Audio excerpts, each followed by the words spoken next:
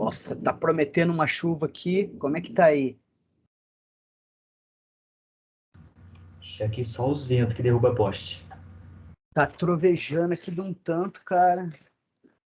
Bom, seguindo o nosso plano de ensino, o que a gente tem previsto para hoje é aprender como é que a gente representa números reais em sistemas computacionais, usando eletrônica digital, num computador.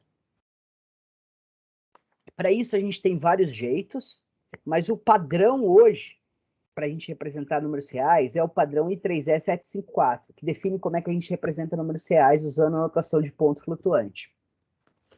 Então, eu tenho umas transparências super legais aqui para vocês acompanharem aí, tirarem dúvidas. Eu vou usar elas parcialmente. Eu estou mais preocupado em explicar para vocês de verdade como é que esse negócio funciona. Assim que eu conseguir... Ah, pronto. Deixa eu abrir aqui, ó, para eu poder escrever. E vou salvar como 26 hoje.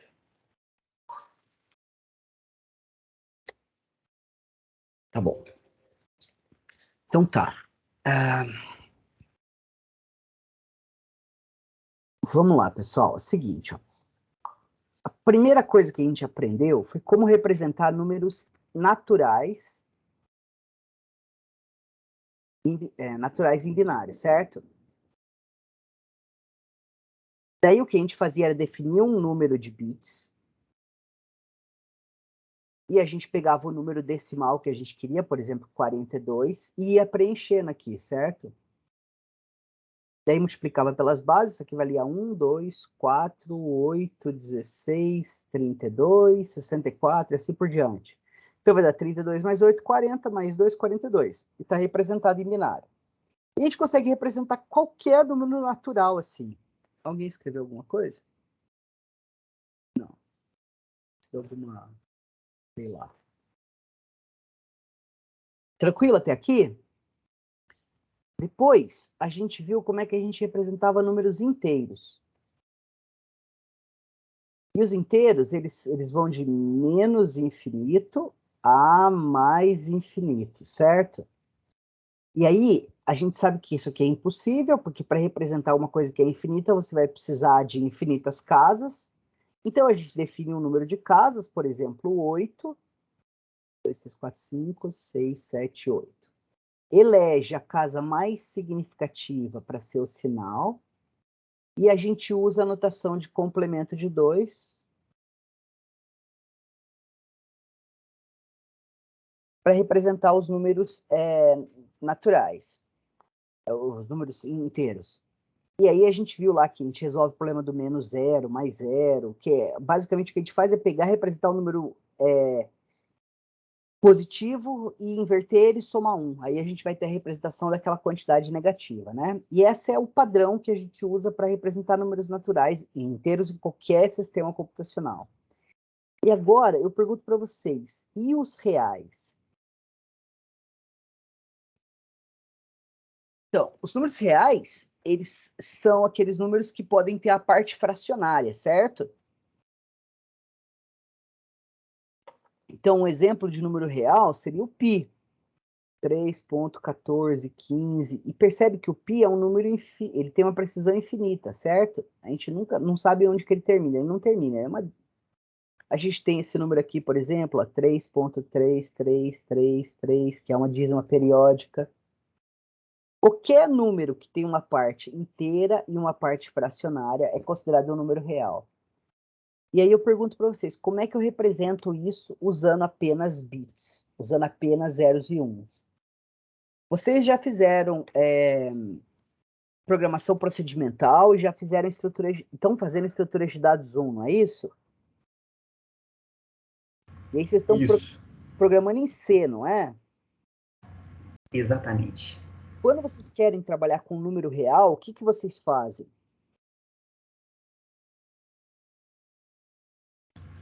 Uso o tipo float. Uso o tipo float, não é? Então, para declarar um número real, você faz assim, ó. Float F1, ponto e vírgula, não é? Ou você pode fazer assim, ó.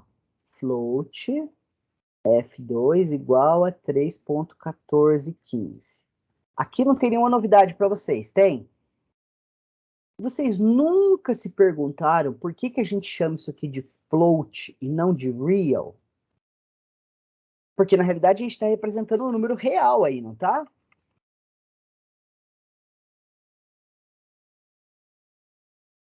Vocês nunca se perguntaram? Vocês não acharam estranho usar float para representar números reais?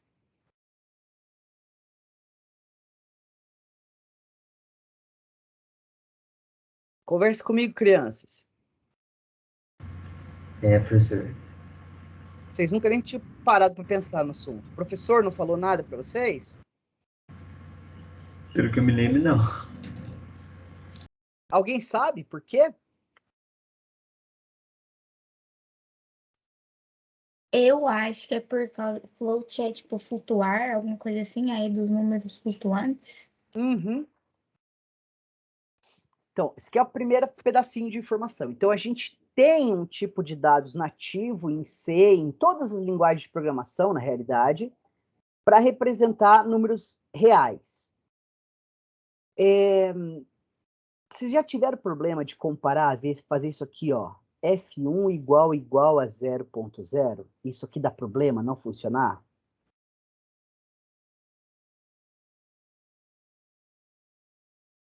Vocês já tiveram problema com isso em programação?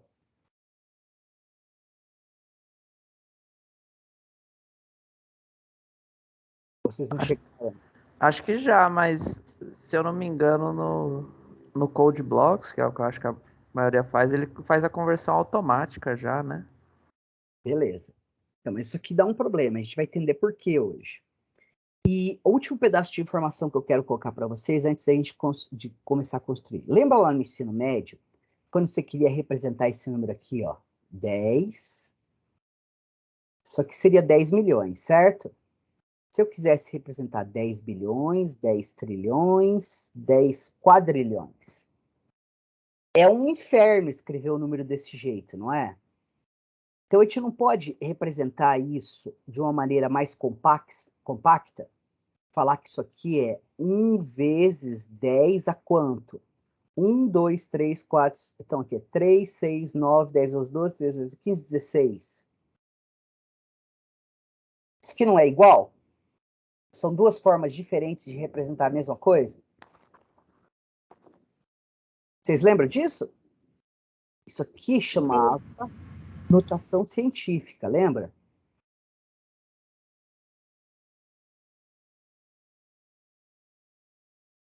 Se você tem um número assim, olha, 0,0000000000134. Isso aqui vai ser equivalente ao quê? 1,34 vezes 10 a quantos? Vamos ver quantas vezes a gente tem que deslocar a casa. 1, 2, 3, 4, 5, 6, 7, 8, 9, 10, 11. 10 a menos 11. Vocês usam isso aí para... Em química, vocês usam para o mol, lembra daquelas coisas que vocês tinham uns números muito pequenininhos? E daí vocês usavam a notação científica. Vocês lembram vagamente disso? Lembro. Qual é a grande vantagem da notação científica em relação à notação tradicional? Quem escreve o número propriamente dito usando as casas. A grande vantagem dela é a compactação. O número fica mais compacto. Certo? Então, com tudo isso em mente, a gente para e pergunta assim, ó, imagina que eu tenho o número 10.5, isso que está em decimal. Eu quero saber quanto que ele vale em binário. Tranquilo? 10,5, né? Em português é vírgula, que você usa para separar a parte inteira da parte fracionária. O 10 é facinho de converter, vai ser 1010, concordam? Porque aqui vai dar 1, 2, 4, 8. 8 mais 2, 10, certo? Aí, ó, você pode pôr um vírgula aqui e falar, putz, como é que eu represento meio? Gente, quanto que é 2 elevado a menos 1?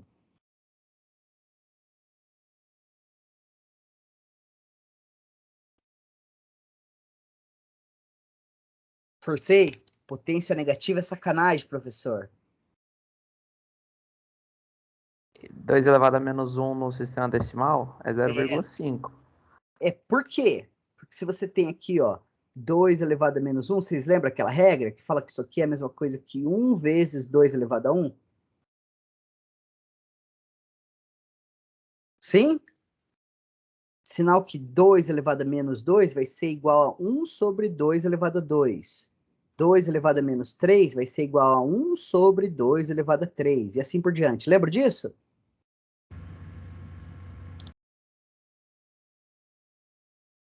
Sim ou não?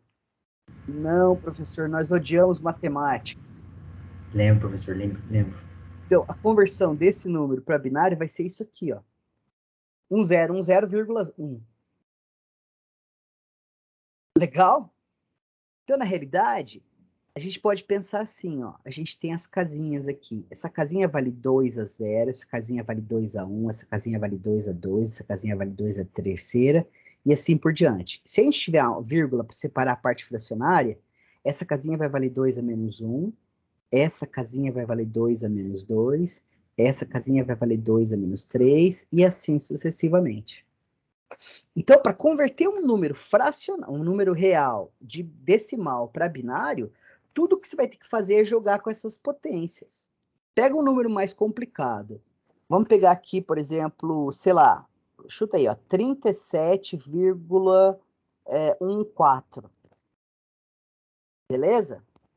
Então, ó, vamos pegar e dividir o problema em dois. Estratégia do dividir para conquistar. Isso aqui é a parte inteira, isso aqui é a parte fracionária.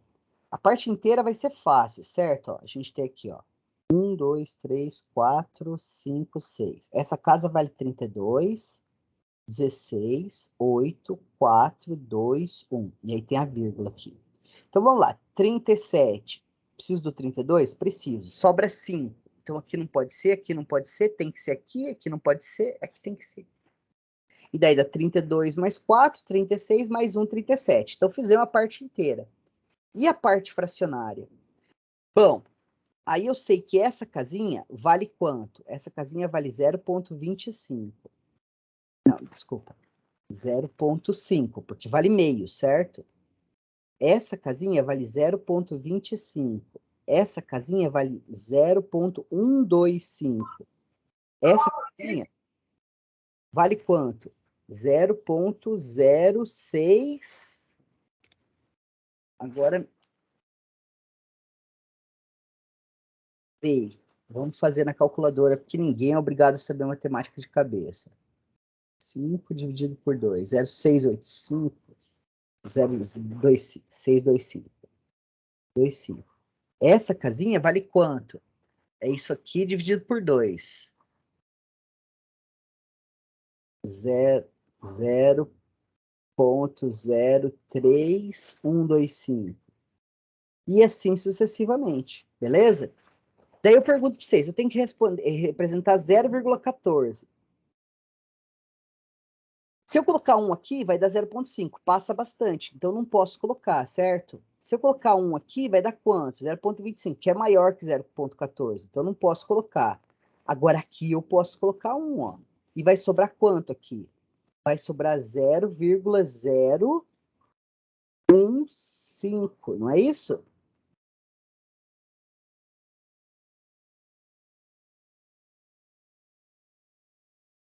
Certinho?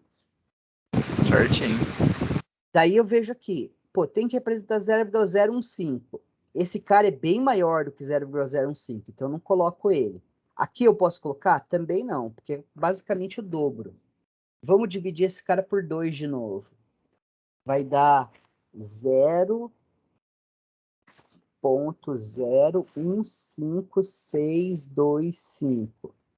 Então, percebe que é 156? Se a gente colocar 1 aqui e fala que é 37,14, vai ser aproximadamente 100,001,001. Desculpa, faltou espaço aqui.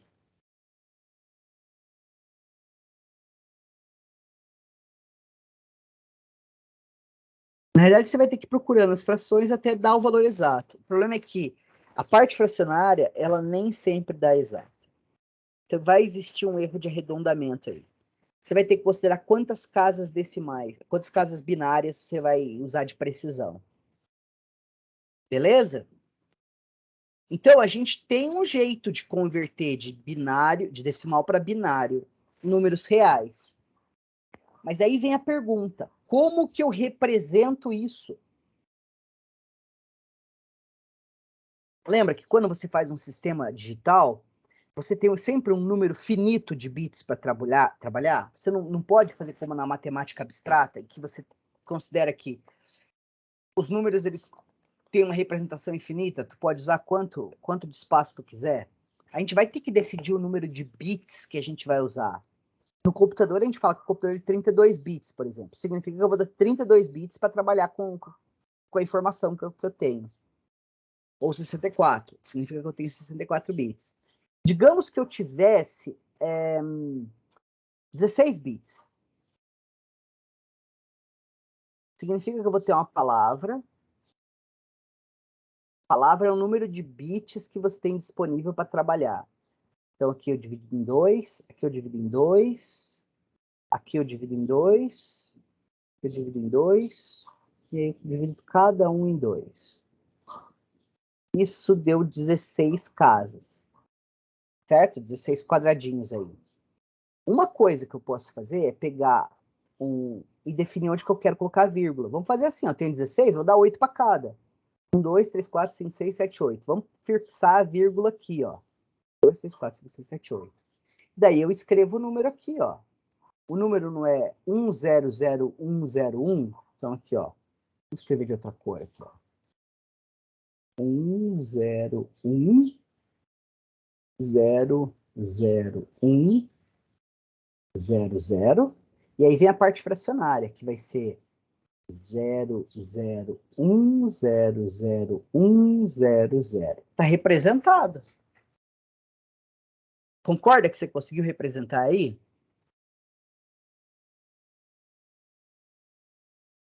Tranquilo até aqui, pessoal? Tranquilo. De boa. Isso foi usado durante um tempo. Isso aqui é chamado de notação de ponto. Ponto é a vírgula, né? Fixo. Por que fixo? Porque eu fixei que a vírgula está separando a parte inteira e a fracionária, reservando 8 bits para cada uma. Tranquilo?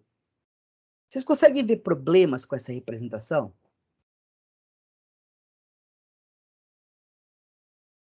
Eu sei que vocês não sabem, eu estou pedindo que vocês usem o bom senso aqui. Ah, ela é limitante? Ela é bem limitada, né? Por quê?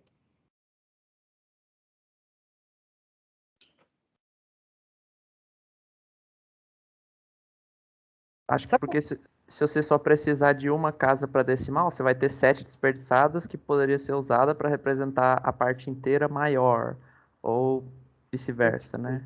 Perfeito, é exatamente isso.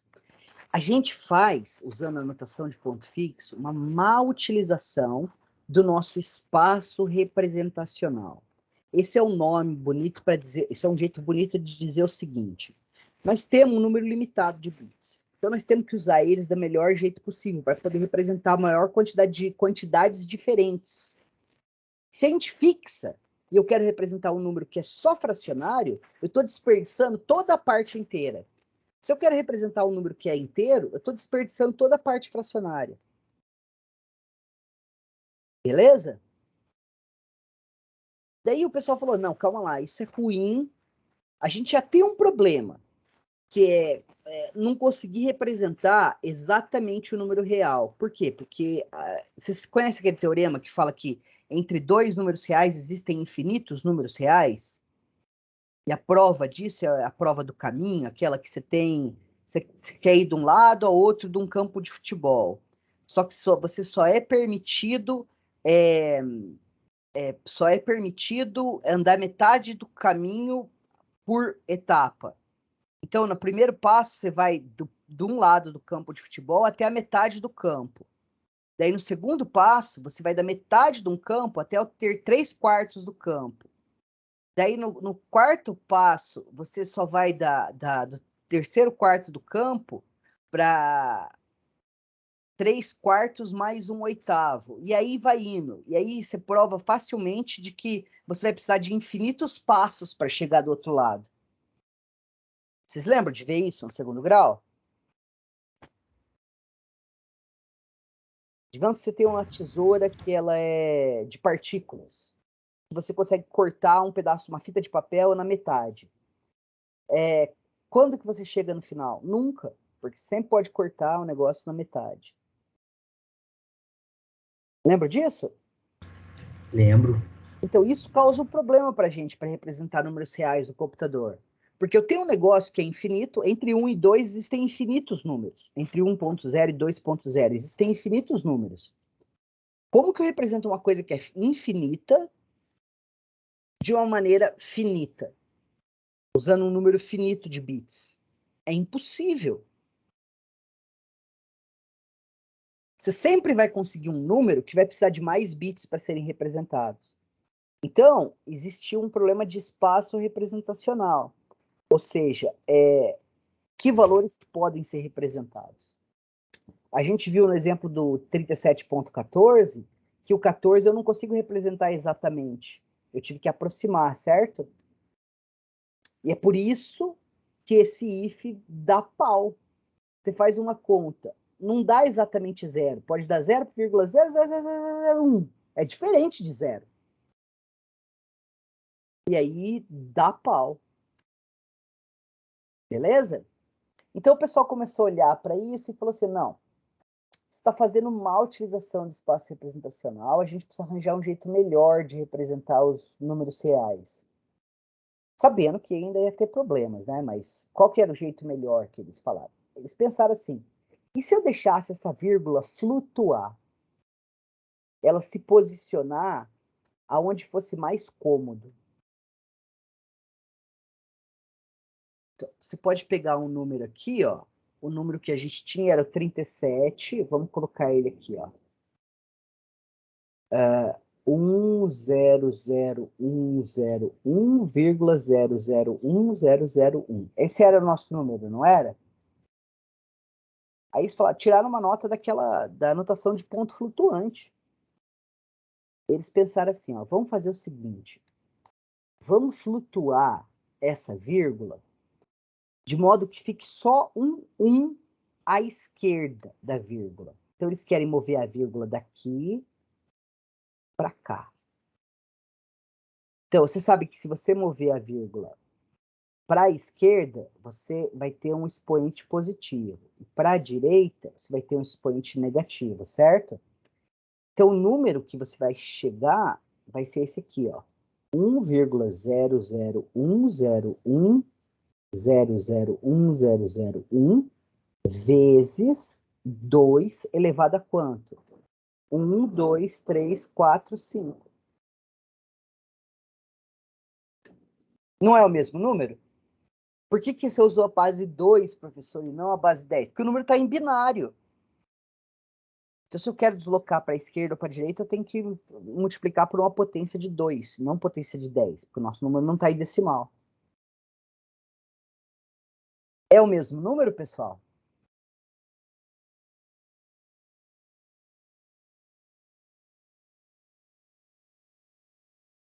Se eu deslocar aqui, ó, 1, 2, 3, 4, 5, a vírgula cai aqui. Então, vai virar 1000101001001. Tá certo, é o mesmo número. E aí eles falaram assim, ó, vamos representar isso. Como que a gente vai representar isso? Bom, como eu sempre vou ter um 1 à esquerda da vírgula, eu não preciso representar ele. Então, tudo que eu tenho que representar é esse pedaço do número aqui e o expoente dele. Entenderam? Ou é muito complicado? Gente, vocês estão me ouvindo? Ah, eu achei de boa, tranquilo. É tranquilo, né? Isso. Então, e olha que legal. Agora eu tenho que representar isso e isso. Agora a minha decisão é quantos bits eu vou reservar para representar esse expoente, quantos bits eu vou reservar para representar esse pedaço azul aqui, que a gente dá um nome estranho pra caramba. A gente chama isso aqui de mantissa. Isso aqui é o expoente.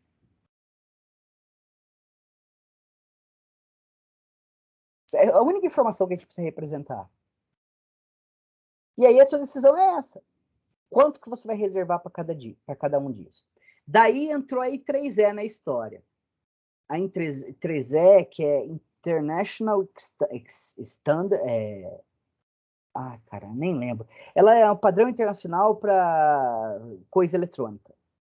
Então, ela pegou e definiu um padrão que ela numerou de 754, que define o floating point representation. Ou seja, representação em ponto flutuante. Entendeu por que chama ponto flutuante? Porque a vírgula, que é ponto em inglês, né? Sabe que para separar a parte real, a parte fracionária no Brasil você usa vírgula, mas nos Estados Unidos você usa ponto. Por isso que chama floating point, não floating comma. Comma é vírgula em inglês, né? É porque essa vírgula ela vai se movimentar, seguindo a mesma ideia da notação científica.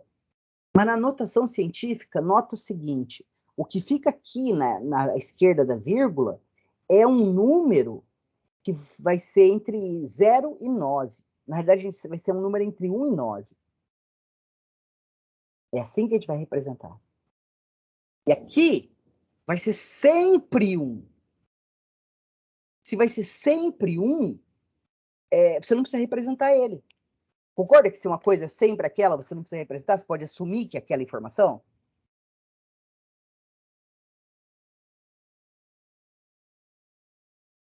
Faz sentido ou não? Faz. Aí você pode me perguntar, tá, professor, mas como é que eu represento o zero em ponto flutuante? O zero é o que a gente chama de caso especial. E o zero em ponto flutuante é tudo zero. E o ponto flutuante ele tem outras 3 representações especiais. Ele tem o não, o mais infinito e o menos infinito. São essas aqui, ó. Not a number, menos infinito e mais infinito. São padrões de bits para representar. Então a gente representa essas 4 casos especiais aqui, ó.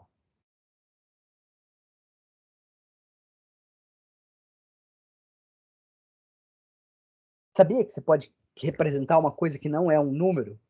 Um não? A gente usa isso em linguagem de alto nível o tempo inteiro. Beleza? E aí, o Floating Point Representation, o padrão em 3E754, ele define 2 modelos de representação. Um que ele chama de single e um que ele chama de double. O single utiliza 32 bits. E o double, o dobro de single. Então, ele vai usar 64 bits. Então, no caso do single, você vai representar a mantissa e o expoente em 32 bits. E no caso do double, você vai usar 64 bits para representar esses 2 pedaços de informação. Tranquilão até aqui? Então, eu vou mostrar para vocês um site muito legal. Aqui, ó. Você vai escrever assim, ó. Floating Point Conversion. Aqui, ó.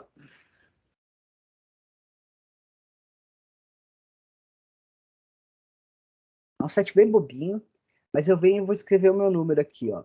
Qual era? 37,14, não era? Olha como é que ele fica representado em floating point. Professor, não foi isso que o senhor fez.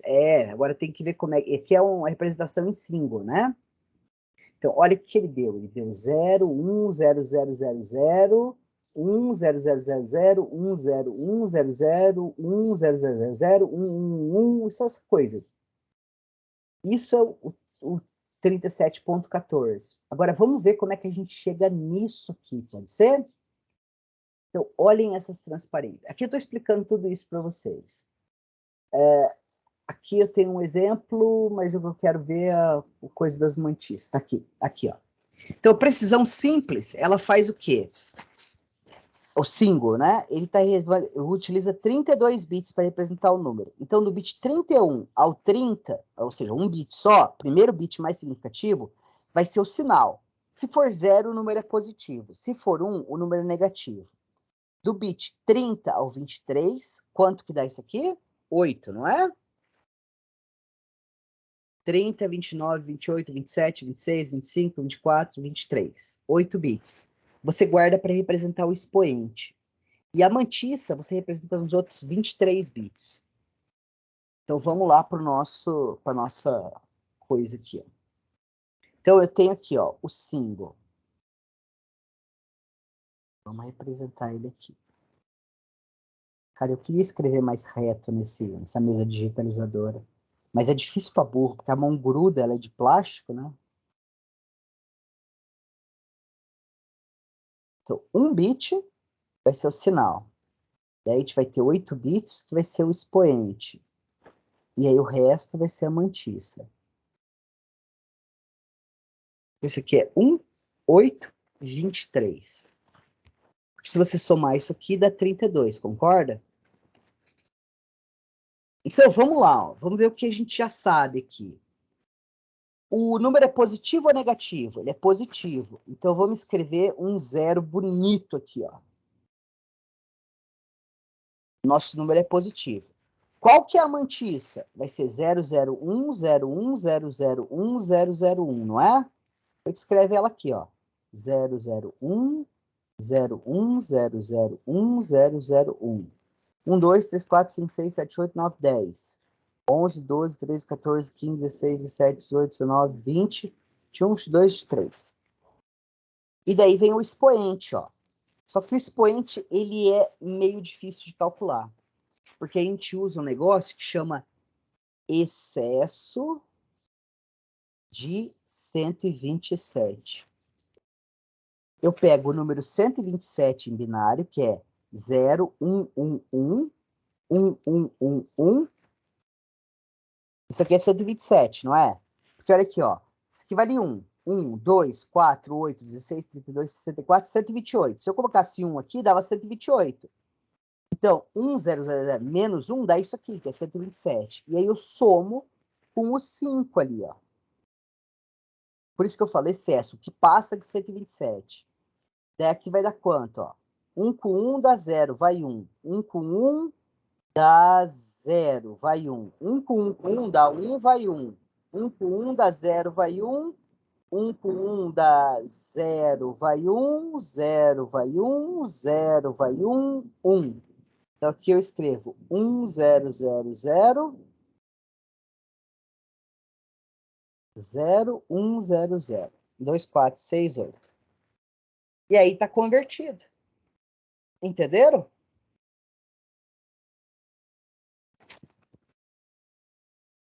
Acho que sim. Vamos ver se bate? Se eu cometi algum errinho bobo com vocês? E hora da verdade. A hora da verdade. Porque a ideia é só essa, mas às vezes eu esqueço uma coisa ou outra.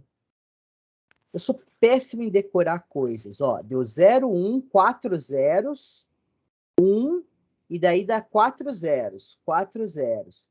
Daí deu 1, 0, 1, 0, 0, 1, 0, 0, 1, 0, 0, 0. Ah, porque eu fiz uma representação aproximada. Ele continuou compactando. Você entendeu? Lembra que eu arredondei? Ele tem mais precisão que eu, ele não arredondou. Mas percebe que aqui é o expoente deu certinho, o começo do número deu certo? E daí quando o número começou a ficar a parte bem pequenininha do número, ele pegou e setou um zoom ali. Eu não setei, porque eu sou preguiçoso. Vamos pegar uma conversão que dá certinho, ó, para vocês verem. Pega o 10.5. 10.5 decimal, quanto equivale em floating point single? Isso aqui vai ser 10,1, não é? Então, vamos lá, ó. Vamos deslocar a vírgula 1, 2, 3 vezes. Então, vai ser 10101, e a vírgula vem aqui, vezes 2 mais 3, certo? 1, 2, 3. Aí vira esse número. Então, vai ficar 0, e daí eu tenho que somar 127, que é 0,1111111, mais 1, que é 3. Isso aqui vai dar 0, 1, 0, 0, 0, 0, 0, 2, 4, 6, 7, 1. 1, 0, 0, são 5 zeros. 2, 4, 5. 3, 4, 5. 2, 4, 6, 8. Perfeito. E aí a gente põe a mantiça, ó. Vai ser 0, 1, 0, 1, 4. 5, 6, 7, 8, 9, 10, 11, 12, 13, 14, 15, 16, 17, 18, 19, 20, 21, 22, 23. Vou jogar esse cara lá para cima, abrir o site, vamos escrever aqui, ó, 10,5. Ah, eu tenho que colocar ponto. Vamos ver se deu certo? 0, 1, eu vou digitando aqui de baixo, vocês vão conferindo lá em cima. 0, 1, 0, 0, 0, 0, 0, 1, 0, 0, 1, 0, 1, 0, até o final. É complicado, gente? Não, de boa. De boa, não é? Tem que fazer uns exercícios. Vai com certeza ter uma questão dessas na prova, tá? Vou dar um número em decimal e pedir para vocês converterem para ponto flutuante. Ou vai dar um número em ponto flutuante e perguntar quanto que vale em decimal. Com certeza vai ter uma questão disso na prova, tá? E agora vocês sabem por que chama float em C. Aí pode usar esse link amigo aí, ó. Ô, meu amigo, você deve. Você deve. Mas eu vou pedir para você me mostrar a conversão, preencher os campos, as coisas. Na verdade, você está na frente do computador, cara. Você tem que lançar a mão das coisas. Usa o raciocínio, o bom senso e não decora nada. Porque se você decorar uma coisa, a informação em computação ela fica velha muito rápido. É melhor você entender como é que as coisas funcionam e seguir a lógica, o bom senso e ir resolvendo. Eventualmente você vai cometer um erro ou outro.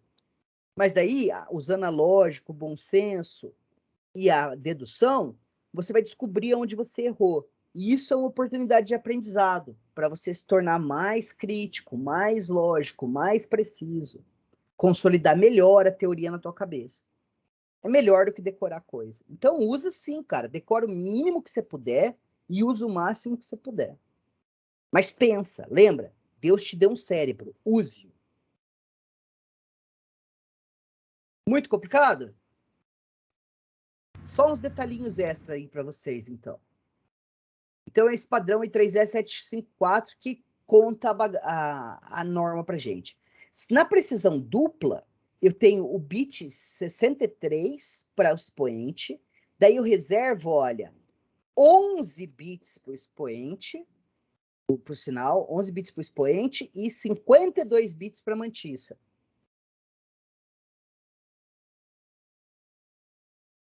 Beleza? E olha aqui o louco. Esse padrão I3E754, ele não é de 2008, tá? 2008 foi a última revisão dele. Mas essa é a última versão do padrão. Beleza? Aí aqui tem uma fórmula para vocês fazerem a conversão. E aqui tem os exemplinhos. Aí tem os casos especiais. Lembra que eu falei para vocês que eu tinha o zero, o infinito e o não? O zero, ó, tanto faz o que você colocar no bit de sinal, mas o resto é tudo zero. Isso vai ser zero.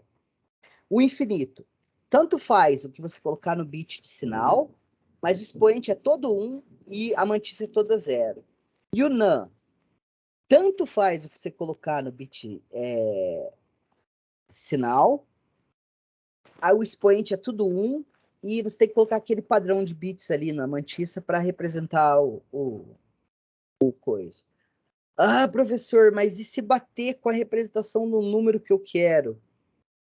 pode acontecer, mas é tão improvável que dá para usar tranquilamente. Você pode criar hardware de guarda para isso. Agora, um ponto interessante é o seguinte. Eu consigo representar qualquer número real usando essa notação de ponto flutuante? O que o bom senso diz para vocês?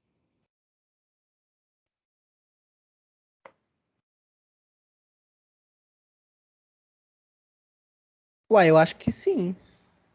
Sim? Ou não? Não sei. Agora você me deixa confuso. Eu imagino que não, porque tem uns números que são muito pequenininhos. Vamos usar a lógica. Vocês são todos cientistas da computação e informação, então a lógica ela é inerente de vocês. Minha pergunta é a seguinte: eu consigo representar qualquer número real usando a notação de ponto flutuante que me limita a usar 32 ou 64 bits? Não, porque você tem dízimas e aqueles números irracionais que eles seguem infinito, tipo o pi, né? Exato. O pi é um número que tem infinitas casas decimais. A parte fracionária dele ela nunca termina. Ele não é um número exato. Não é 3.14. Ele vai 3.14, 15, 64, 36, 29 e vai indo, não é? Até o infinito. Sabe quantas casas decimais depois da vírgula já foram calculadas do pi?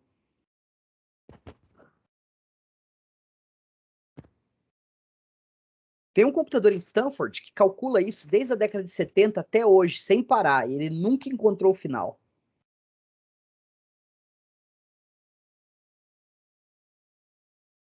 E a gente pode afirmar que ele é um número não exato? Não exato, você diz que ele não tem final? É, que ele não termina, né? Pode, ele é irracional, né? Não existe prova disso. Essa é Tem, prova matemática tem sim. de que o pi é irracional? Sim, quer ver? Vou achar o link, peraí. Ah, não, tem sim. Mas a gente não sabe, e se consegue ver alguma utilidade em saber o pi com uma precisão obscena? Assim, de milhões de casas decimais depois da vírgula? A utilidade prática, assim, no dia a dia, eu acho difícil. Não, no dia a dia não, mas consegue ver Não, algum sim. caso em que a gente pode É, precisar disso? o caso máximo que eu vi é quando o pessoal tá fazendo aquelas negócios de satélite, mexer com o espaço, que é uma precisão, mas ainda assim, usa no máximo umas 100 casas, não usa 1 milhão de casas decimais. Mas é porque a gente nunca faz planejamento de trajetória orbital muito longa, né, cara? O máximo que a gente faz é até Marte. Embora seja número grande, pô, considera os números do universo. Se você fosse para outro sistema solar, o pi vai aparecer no cálculo da trajetória orbital? Vai. E existe um problema com a álgebra real, que é a seguinte: você compõe erro. Você pega um número que ele é irracional e multiplica por outro número irracional. Você vai gerar, obviamente, um número irracional, concorda? Vai haver uma imprecisão no resultado dessa multiplicação. E aí você pega e divide isso. Aí soma, aí multiplica de novo, subtrai. Você vai fazendo várias operações com esse número irracional. E o erro de arredondamento, ele vai se compondo, ele acaba ficando muito grande. Um jeito de você lidar com esse erro composto de arredondamento é você usar um número muito preciso.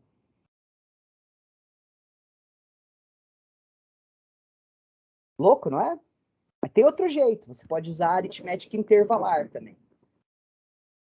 Então, o bom senso diz pra gente que nem todo número real pode ser representado usando a notação de ponto flutuante. Olha um exemplo aqui. Vamos aqui no site da apresentação. Aqui, ó, tá vendo? Ó? O valor digitado, 10.5. Valor que foi realmente armazenado no float, 10.5. Erro devido à conversão, 0. Agora, e se eu pôr aqui o 37.14? vai acontecer? Tipo, não importa os 137. Aqui, ó. Você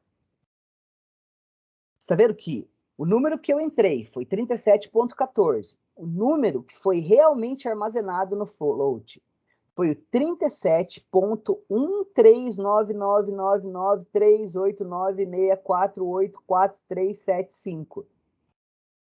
Erro devido à conversão. Menos 6.1 vezes 10 a menos 7. O erro aconteceu na 7ª casa depois da vírgula, mas aconteceu.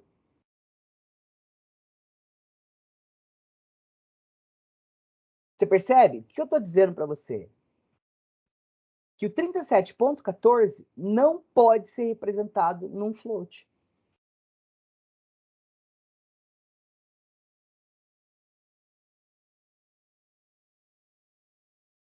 Louco, pessoal?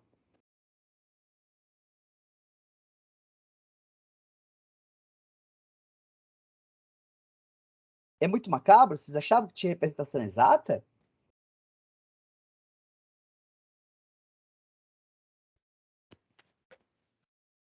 Falem comigo, crianças.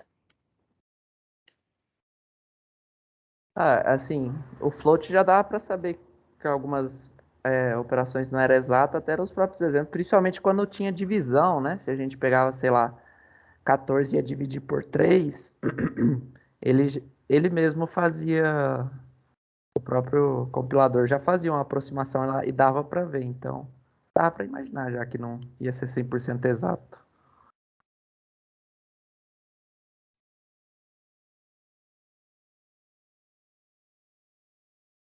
Ah, droga. Eu não tenho um site.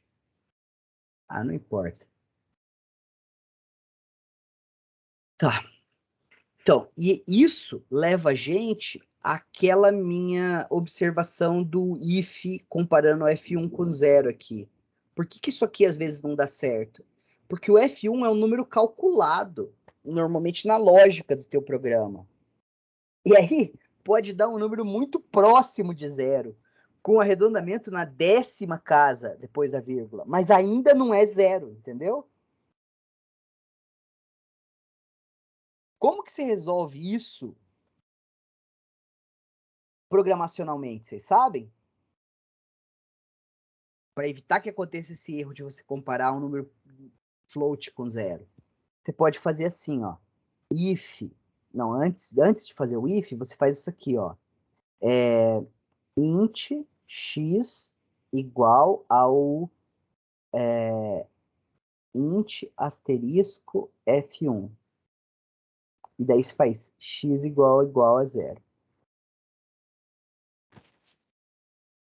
Vocês entenderam o que eu fiz aqui?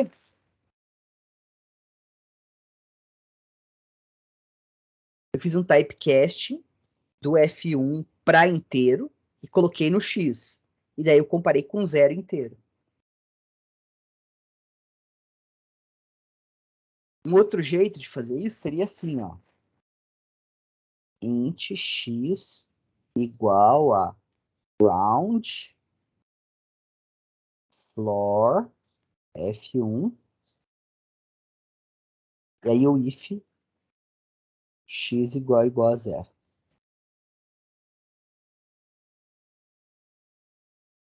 E tem mais O jeito. que é round floor? O round arredonda. Só que antes eu executei o floor. Ele leva para o número... Não precisa nem do round, é só o floor. Ele leva para o número inteiro mais próximo. Para baixo. Então você tem 3.4, ele vai retornar 3 para você. Entendi. Em matemática, a gente faz assim, ó. Essa operação existe na matemática. É esse símbolo aqui, ó. Tipo um L. É como se fosse o cochete, mas sem essa parte de cima.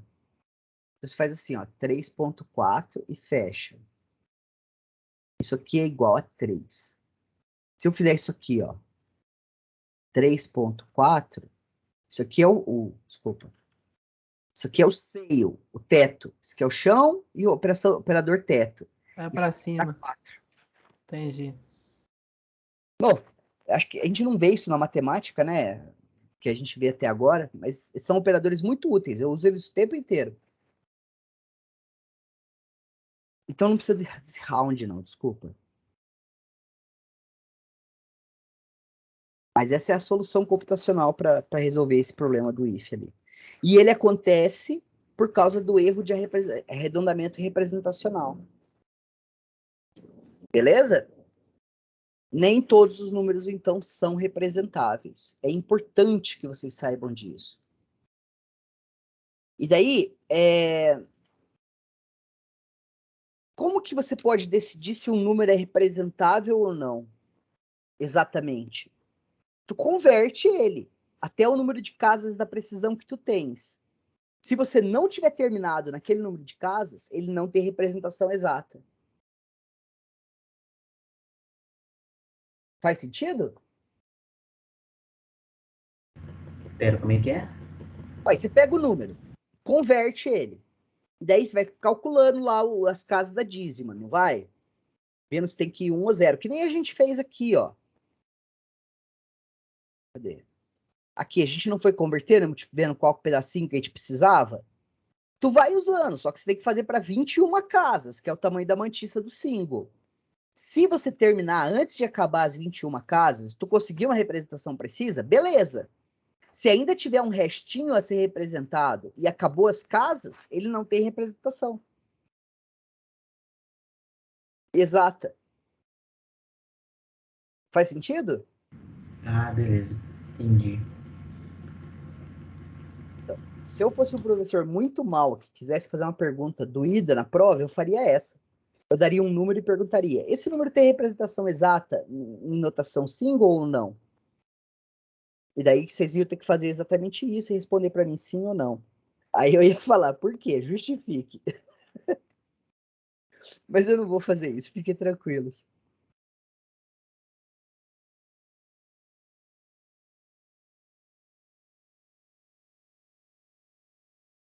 Deu para engolir, pessoal?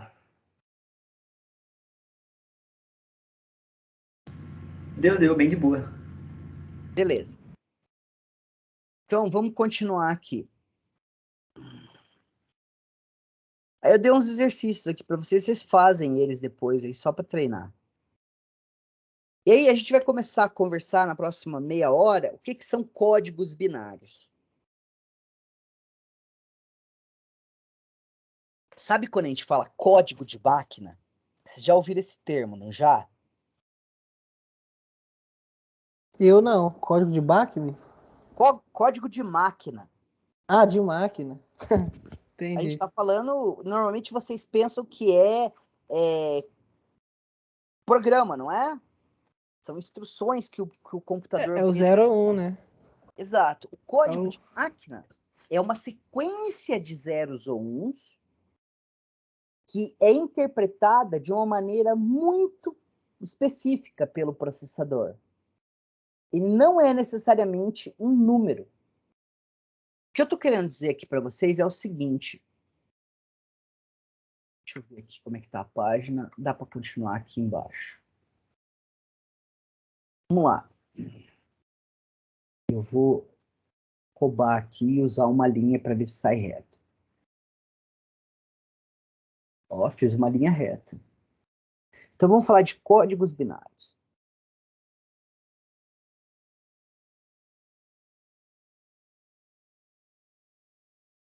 Pega uma sequência de números assim, ó. 1, 0, 1, 1, 1, 1, 0, 0, 1, 0, 2, 4, 6, 8, 10, 0, 0, 0, 0, 1, 0.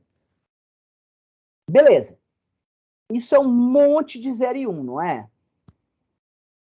Se você decidir representar esse número usando binário puro,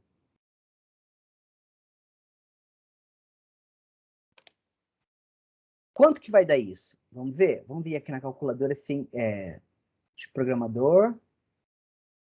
E vamos escrever o número aí, ó. Vamos entrar em binário. Vamos pôr o número ali. Vai ser 1, 0, 1, 1, 1, 1, 0, 0, 1, 0, 0, 0, 0, 0, 1, 0. Então, esse número em binário puro vale quanto? Nossa Senhora, só queria trazer para o lado. Isso aqui é equivalente a 48.000 258 em decimal. Mas e se eu quisesse ver esse número em complemento de 2? Porque a gente tem esse jeito de representar, não tem? 2, 4, 6, 8, 10, 12, 14, 16. Complemento de 2. Daí, esse número vai ser equivalente ao quê? Eu sei que esse aqui é o bit de sinal, certo? Então, eu vou pegar esse número e inverter ele, ó. Vamos inverter ele. Vai ser 0, 1, 0, 0, 0, 0, 1, 1, 0, 1, 1, 1, 1, 1, 0, 1. E eu vou somar 1. Então, vamos representar esse número aqui. Vai ser o 0... Desculpa, tem que limpar aqui. Vai ser o 0, 1, 0, 0, 0, 0, 1, 1, 0, 1, 1, 1, 1, 1, 1, 0. E ele vale quanto? Então, em complemento de 2, esse número vale menos 17.278. Em complemento em decimal, né? E se eu quisesse representar esse número usando o float de 16 bits? Float de 16 bits vai ser assim, ó. Você pode representar um float usando 16 bits? Pode. Daí vai ser sinal, 4 sinal, expoente e mantissa. Aqui você vai ter 1, 6 e 9. Então, vamos separar ali, ó. O número é 1, 0, 1, 1, 1, 1, 4, 5, 0. E aqui vai ser 0, 1, 1, 2, 3, 4, 5, 6, 7. É esse número, não é? Então, eu sei que o número é negativo. E aí, ó, eu tenho quantos bits aqui? 2, 4, 6, né? Então, eu não vou somar 127. Eu vou somar 32. Vai ser 32 mais esse número aqui. Esse número vale quanto? Ó? 2, 4, 8 e 16. 1, 2, 4, 8, 16. 16 com 8, 24. Com 4, 28. Com 2, 30. Então, vai ser isso aqui. Isso aqui vale 62. Então, o número que eu tenho que representar é o 1,010004567 vezes 2 elevado a 62. Concorda que a mesma sequência de bits, dependendo do jeito que eu quero interpretar ele, tem valores drasticamente diferentes?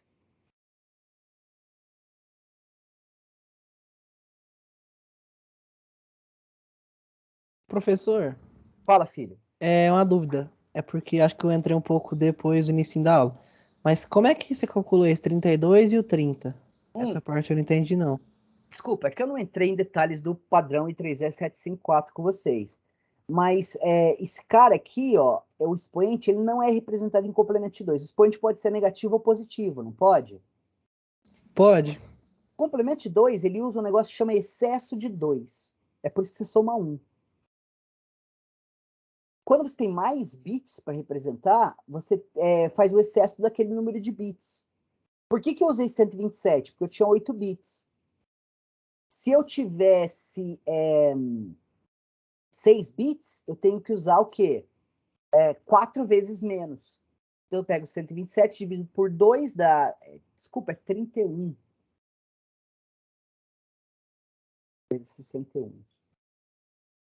Então, eu vou pegar o 128 dividido por 2, 64 dividido por 2 de novo, dá 32. Menos 1, 31. É assim que funciona o excesso de 2. A gente vai ver esse código agora. Beleza? É só Tá, que eu reservei menos bits ok. para o expoente aqui. A gente não usa a notação de float 16 bits mais, a gente só usa single e double. Porque com 16 bits eu tenho uma precisão muito ruim. E os computadores suportam trabalhar com mais número, com mais bits hoje em dia, então não tem por que a gente usar eles. Mas o ponto que eu quero mostrar aqui para vocês é que você percebe que a mesma sequência de zeros e uns, e dependendo do jeito que eu decido interpretar elas, isso aqui vai ter um significado completamente diferente. Deixa eu dar um outro exemplo para vocês, bem prático, bem real. Olha aqui, ó. Logicsim. Eu vou abrir o Logicsim. Eu vou abrir o processador só para consultar uma tabela. A gente não vai construir esse processador esse semestre. A gente vai construir daqui a 2 semestres, em AOC 2. Que vocês provavelmente vão fazer comigo. Mas olha aqui, ó. Isso aqui é um processador.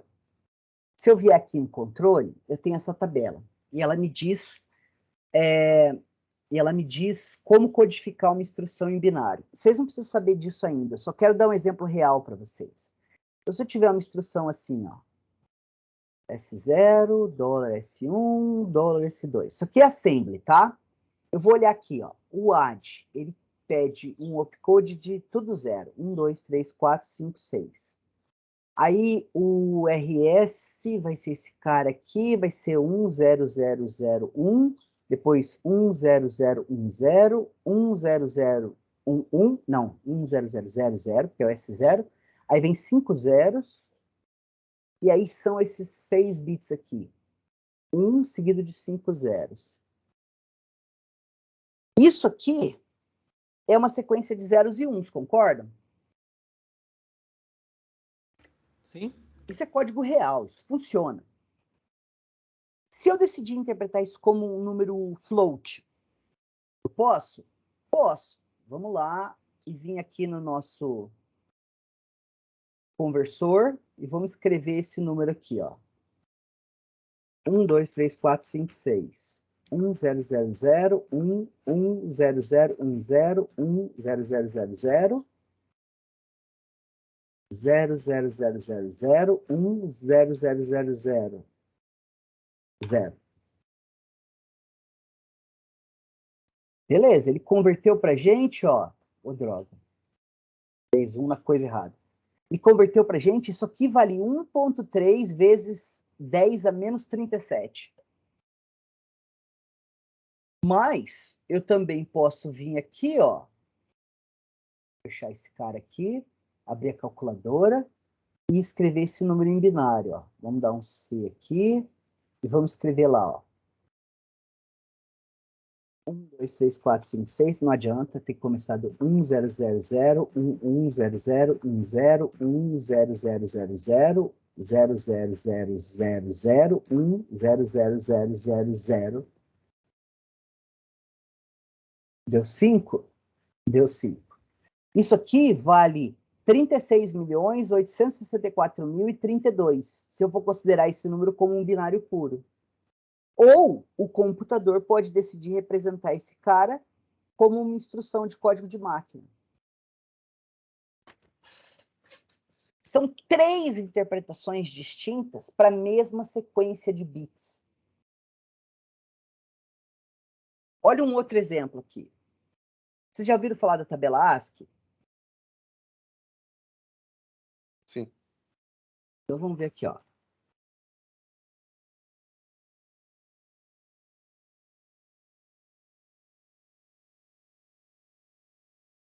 Vou abrir uma tabela ASCII aqui para a gente consultar ela rapidão.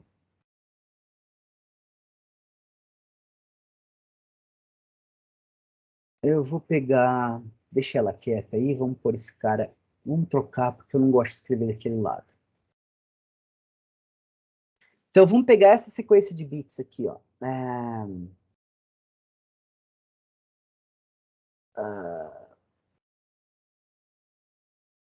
0, 1, 1, 1, 1, 0, 0, 1, 0, 1, 1, 0, 0, 1, 0, 1 e 0, 1, 1, 1, 0, 0, 1, 1. Eu olho para essa sequência de bits. O que é isso? Depende do jeito que eu quiser interpretar. Mas se eu falar para você, ó, filho, eu quero que você interprete essa sequência de bits como sendo caracteres ASCII. Daí eu vou fazer o quê? Vou separar eles de 4 em 4 bits, ó. E aí eu vou ver aqui que isso aqui é o 7, esse aqui é o 9, esse aqui é o 6, 5, 7, 3. Daí, então, aqui, ó, eu vou olhar para esses dois números, um byte, né, 8 bits, para esses dois números e para esses dois números. E aí eu vou olhar aqui, ó, o 7, 9 em hexa, quem que é? É o Y. Então, isso aqui é o caractere Y. O 6, 5, eu vou olhar aqui, ó, 6, 5 é o E.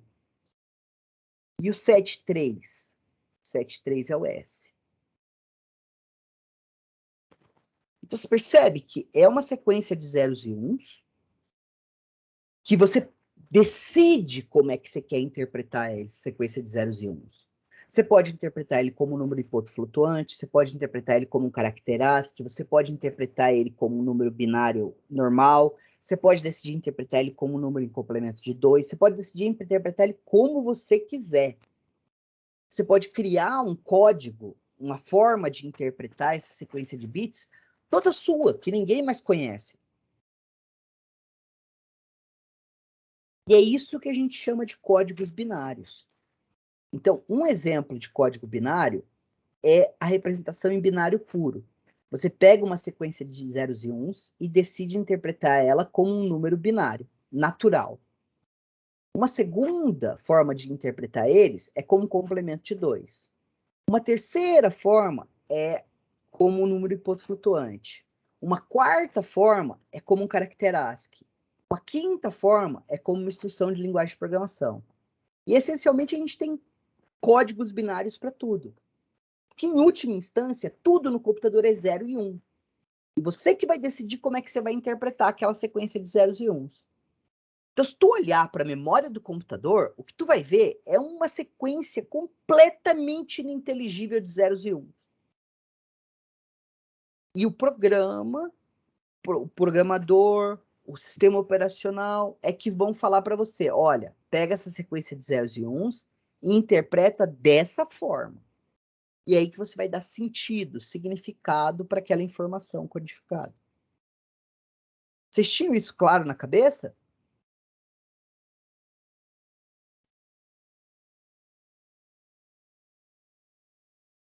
Meninos?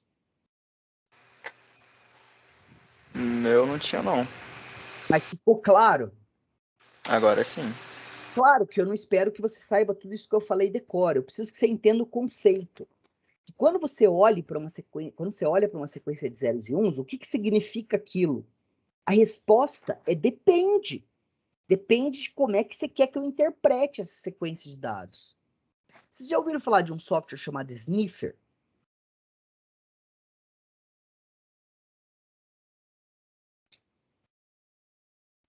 Eu nunca ouvi falar, não. É um tipo de software, chama Sniffer. Sniffer é cheirador, né? O Sniffer é tipo um grampo que você coloca numa linha de comunicação de dados. E o que ele vai fazer é capturar os bits que são transmitidos por aquela linha de comunicação. Beleza? Imagina que você está ligando para sua namorada e alguém pega e, na época que tinha telefone com fio em casa, que ninguém mais tem, né? Você pegava a extensão e ficava escutando. Isso é um sniffer. Você copia os bits que estão sendo transmitidos. Agora, o que tu tá vendo é uma sequência de zeros e uns. Como é que você dá significado para aquela sequência de zeros e uns que você está carregando? A primeira coisa que o sniffer faz é saber, pô, eu estou escutando uma linha de comunicação TCP/IP. Então, isso aqui está empacotado usando o formato de pacote de dados TCP/IP. Esse pacote ele divide os dados em tantos kbytes, aí eu sei que alguns bits são de checksum, essas coisas. Eu pego e interpreto isso como se fosse um pacote de dados. Procuro uns padrão de bit, que é início e final de pacote, eu sei onde começa o pacote. Daí, depois disso, eu tenho a parte do pacote que é informação, que está sendo transmitida de A para B. Legal? Mas aquela informação, ela é um pedaço de alguma coisa. Pensa que você está pedindo uma página HTML para um servidor web. Ele vai mandar para você essa página, ela vai ter 4K? Não, ela vai ter algumas centenas de K, provavelmente, certo? Então, essa página ela vai ser dividida em vários pacotes. Daí, o que o sniffer vai ter que fazer? Ele vai ter que desempacotar esses vários pacotes e juntando os pedaços de informação, porque isso o software que está fazendo a comunicação, o teu navegador vai fazer. E aí, quando ele tem pacote que chega, ele pega e fala assim, bom, agora eu tenho informação. Aí ele começa a tentar analisar aquela sequência de bits. Fala assim, e se eu considerasse isso como caracteres ASCII? Que informação que eu tenho? Aí ele pega e converte como se aquela sequência de bits fossem caracteres ASCII. E daí ele pode rodar um algoritmo para ver se tem sentido. Se aparece, por exemplo, HTTP, HTTPS, ele vai saber que é um hiperlink. E aí você consegue interpretar aquela informação. É por isso que quando você comunica, faz comunicação web usando HTTP, a informação não está criptografada. Então, se você decidir interpretar como HTML, como texto, você vai conseguir a informação que está sendo transmitida. Por isso que isso não só página web, a senha que tu digita também vai. Por isso que tu usa HTTPS. Daí, antes de transmitir os caracteres ASCII, ele criptografa esses caracteres ASCII. Deu pau no seu HD. Você quer defragmentar o HD e tentar recuperar ele. Vai usar um Norton Smart Doctor ou esses softwares de recuperação de informação. O que esses softwares fazem? Eles tentativamente vão decidir interpretar essas sequências de bits de acordo com esses vários padrões de codificação.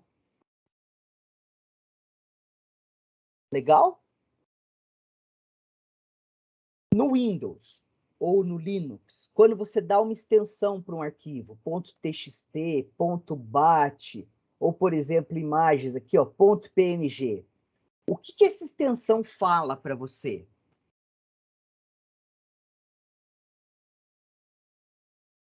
Qual é o tipo do arquivo que vai estar ali nesse... Exato. Mas do ponto de vista do sistema operacional, que tem uma parte do sistema operacional que chama Sistema de Gerência de Arquivos, um arquivo nada mais é do que uma sequência de zeros e uns.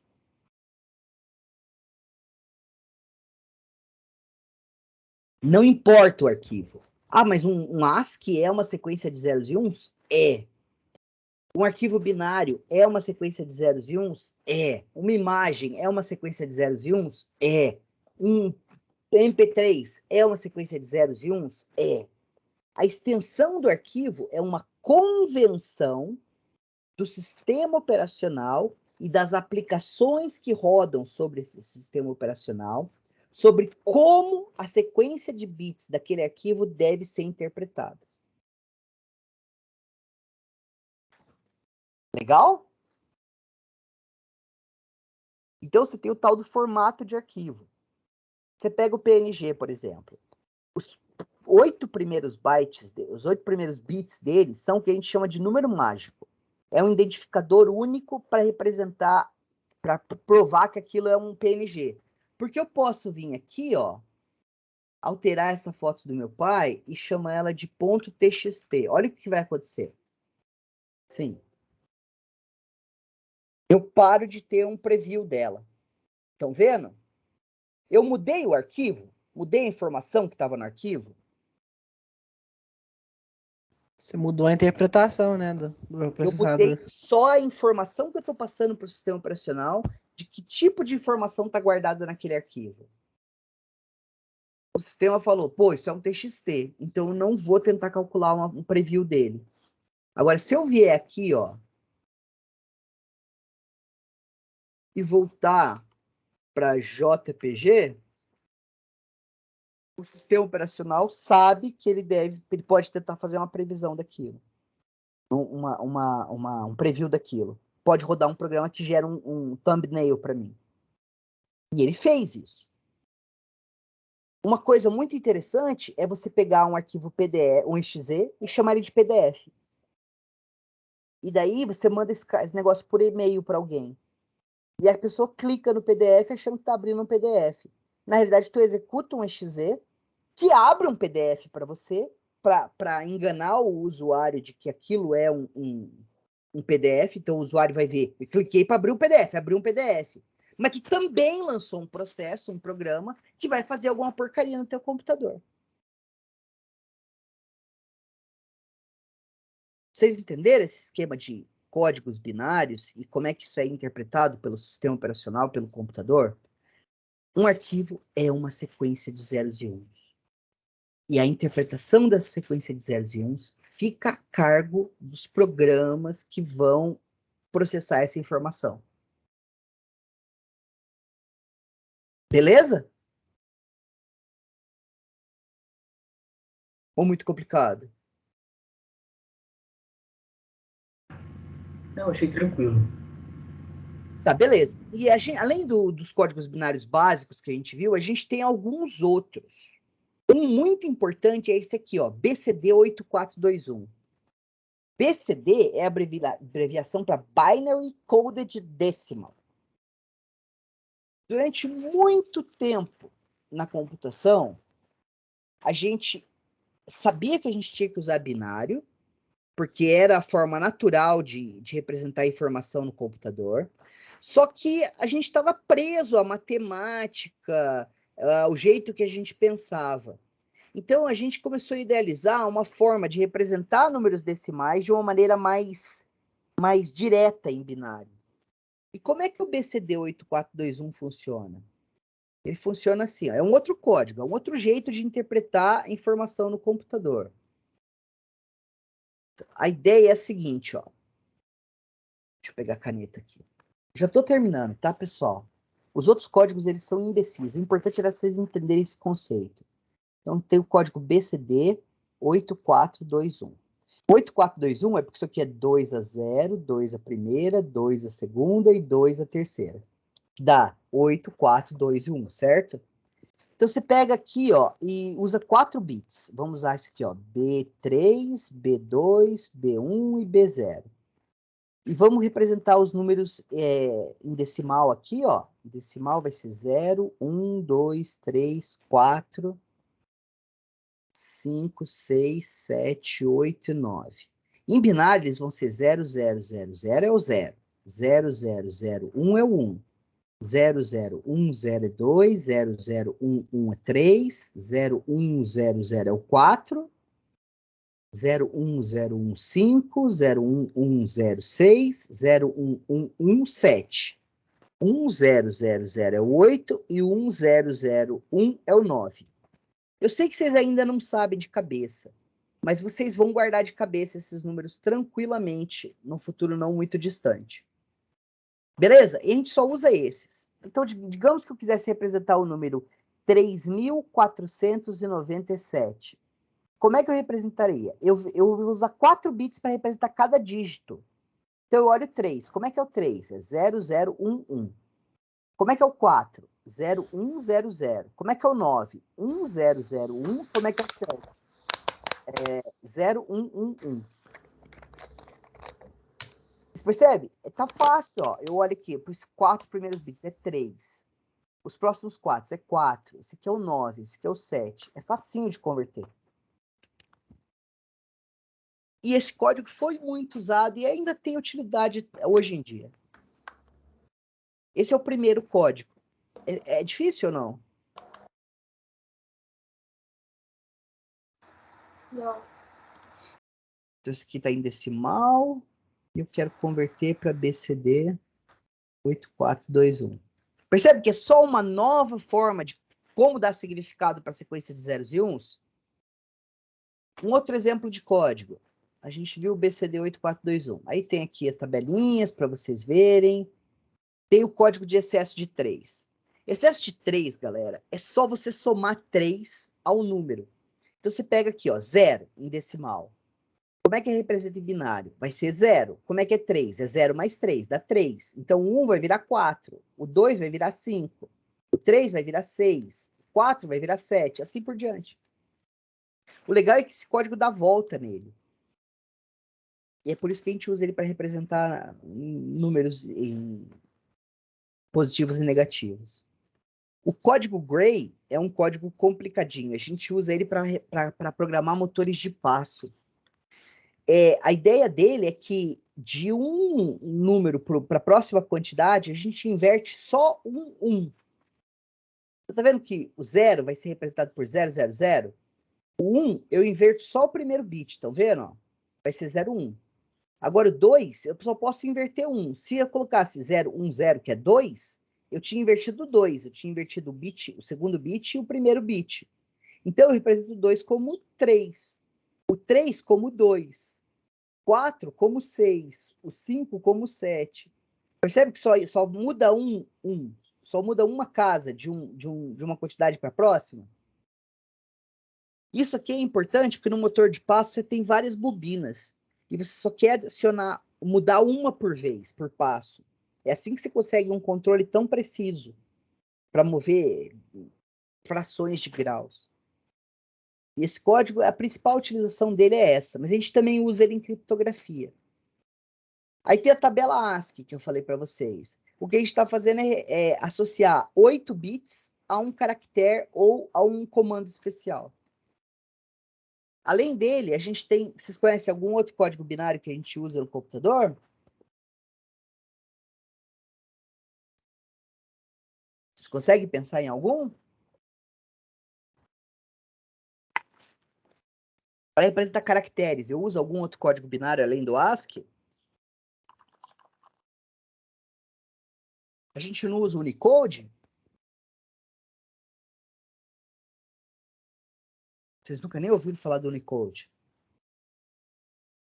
Olha aqui no ASCII. Tem o E com acento? O E? Tem o tio em cima do A? Tem kanji japonês? Tem pictograma chinês? Tem caractere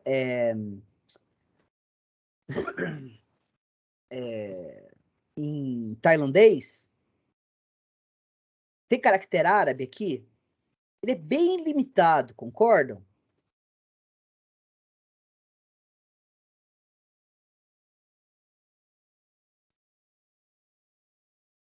Então, é por isso que a gente criou o Unicode. A gente reservou primeiro 16 bits, depois 32 bits, para associar um número a uma representação pictográfica.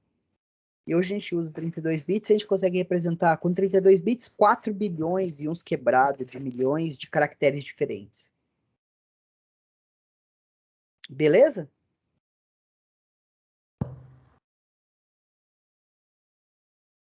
E aí, ó, Prolar.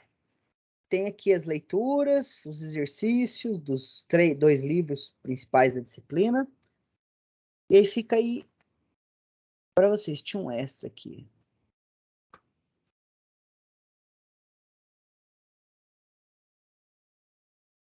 Nem mostrei o código de Johnson para vocês.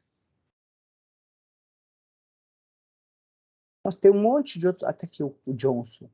O Johnson, ele vai incrementando um 1 para representar a quantidade de sequência. Esse é o código. Ó. O 0 é tudo 0, o 1 é 1, o 2 você muda um só.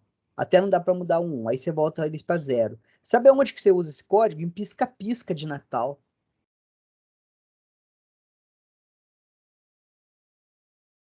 Tem outros códigos, mas esses são os principais. E o importante mesmo é vocês entenderem o conceito de código binário. Porque isso vai ser importante em AOC, isso vai ser importante em AOC2, isso vai ser importante para vocês como cientistas da computação. Beleza, meninos? Vocês têm alguma dúvida, pergunta, reclamação, desespero? Por mim, não. Beleza, por mim também não. Também tá tranquilo.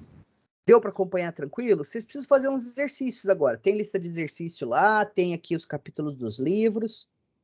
E vão dar uma estudada. E se tiverem alguma dúvida, me postem elas, tá? Beleza. Então tá, meninos.